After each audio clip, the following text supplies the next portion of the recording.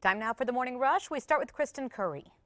Good morning. Still waiting a couple days before our next big weather maker moves in. So today we're just hoping for a little bit of moisture to be squeezed out over the northern mountains as well as southwest Colorado. The rest of us looking at a partly to mostly sunny sky and warmer temperatures. Crystal? Kristen, and we're following the day's top local stories. We start with Catherine Mazzone. New overnight, a boy is safe as authorities search for his father. They say Sergio Guadalupe Yaquez took his 2-year-old son Ethan. Deputies say he showed up at his girlfriend's parents' home demanding to take him. When the boy's grandfather refused, they say Yaquez began hitting the man before setting fire to his mobile home, stealing his truck and taking the boy. Authorities say Yaquez turned his son over to the boy's grandmother last night, but Yaquez is still on the run, facing aggravated battery, arson, and child abuse charges, where law enforcement is focusing their search coming up in the 5 Facts. Sarah? ART construction will be picking back up again here in Old Town and in Nob Hill. This as crews took a brief break for the holiday shopping season. The construction company says it plans to pick up construction here in Old Town at the intersection near Central and Lomas along Rio Grande. They also plan to replace the water lines along that route as well. As for East Downtown and Nob Hill, curb work followed by sidewalk construction will begin. Many will be seeing utility work being done in these areas as well. Crystal?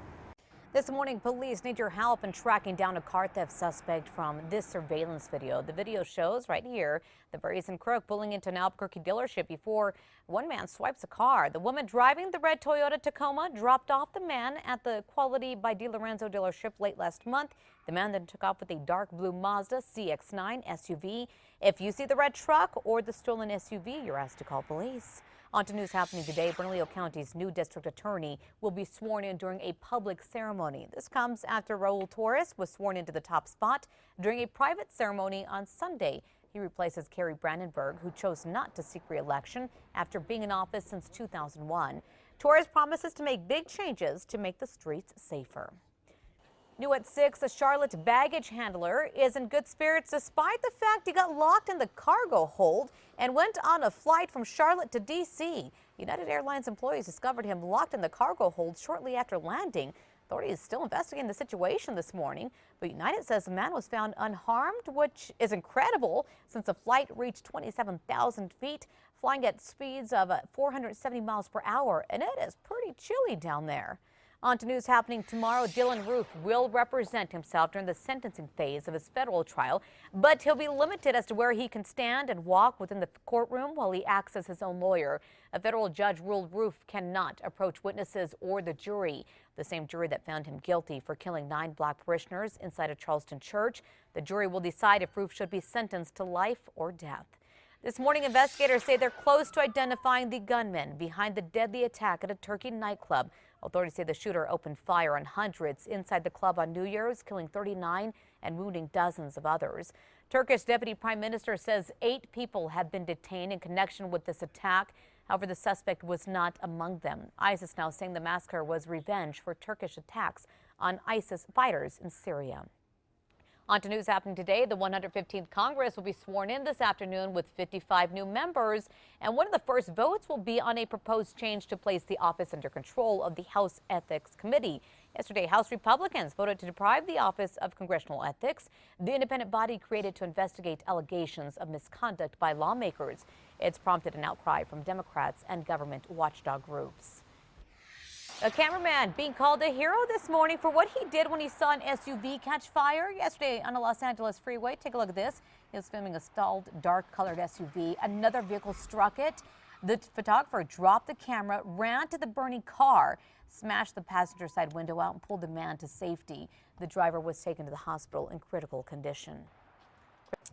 At least 4 people are dead in the south after severe storms that struck coastal states with heavy rain, flash flooding, and power outages. Officials in Alabama say 4 people died when a tree fell in a home. The storms also battered Texas, Mississippi, Georgia, and Florida. We are still looking at the severe risk in the Carolinas later on today, but Albuquerque and really New Mexico as a whole, nothing in the way of severe storms. That Metro Threat Index pretty low. We're only looking at some chilly temperatures this morning down to the 20s and 30s, but do expect a little bit more sunshine today and a few spot showers favoring the northern mountains and southwest Colorado. Crystal? Some chimpanzees used for research in New Mexico will soon have a new home. The group of 25 primates are part of the nearly 600 who were bred and held captive at the Alamogordo primate facility for years.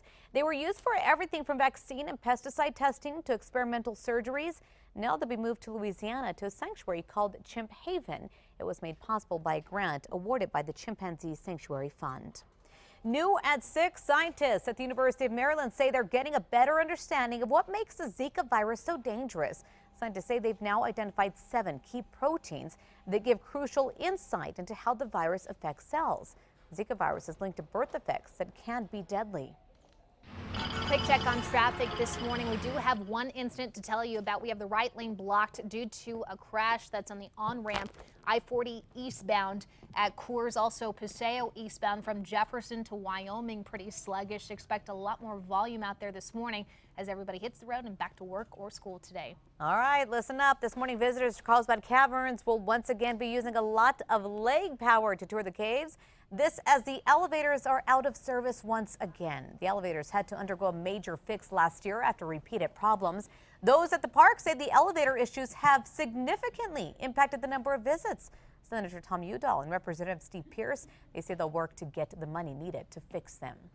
And finally, new video you have to see this morning. A pair of Utah parents making changes to their kids' room after cameras captured something terrifying. Take a look at this. The twin boys were playing in their room as they go to grab onto the dresser. Yeah, it falls on one of them, trapping the little brother there. The parents didn't hear what was going on, but as you can see, the older twin brother somehow moves the dresser, releasing his little brother who is pinned underneath. Both kids are fine this morning. I know it looks terrifying. The parents say they have since bolted that dresser down. Wow, that's scary. Oh, yeah. And just think of where he got that power to push that big dresser off. I know. And tell you, that old brother's never going to let it go. Nope. It's like, guess what? You owe me for life. You owe me. Time for the 5 facts. We'll start with number 5. An Albuquerque teen is getting ready for the fight of her life to become the best boxer in the world in her weight class. 17-year-old Shariah Murillo is ranked number 1 in the U.S. at 165 pounds. She'll soon head to Colorado Springs to train for the Youth World Women's Championships, where she'll fight for the number 1 spot. Ooh, good Best luck of to luck. her. Yeah, that's so exciting. Yeah, she's a tough one, huh? Number 4 now, Los Lunas barber is looking into new security system this morning after burglars made off with nearly everything in his shop. Joe Nilvo, who has been a barber for 14 years, he opened shop on Main Street in Los Lunas just 2 years ago, but since Thursday, he's been shut down. Thieves broke in and took towels, aprons, even chairs. Nilvo says the damage is nearly $10,000. At number 3, partly sunny and warmer today as we get back to the upper 40s. A few spot showers up to the north and across southern Colorado. Breezy to windy over the higher peaks of the mountain areas as well. Warmer temperatures tomorrow, but a big storm on the way Thursday, Friday. On to number 2, fire officials will continue investigating a fire that sparked inside the Joy Light Church of God around 2:30 yesterday afternoon. It took about 30 firefighters to put out the blaze. That's left significant smoke and water damage. Good news is no one was inside at the time. However, parishioners say the small church, built in the 1950s, has long history and was considered a safe haven for African Americans during the civil rights movement.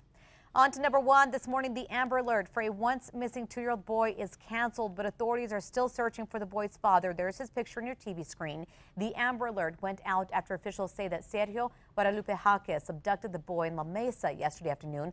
Border officials confirm Jaques took the boy across the border to Mexico. Authorities say sometime last night the boy was returned safely to his paternal grandparents. If you want to read more on the story, go to our website, KRQE.com.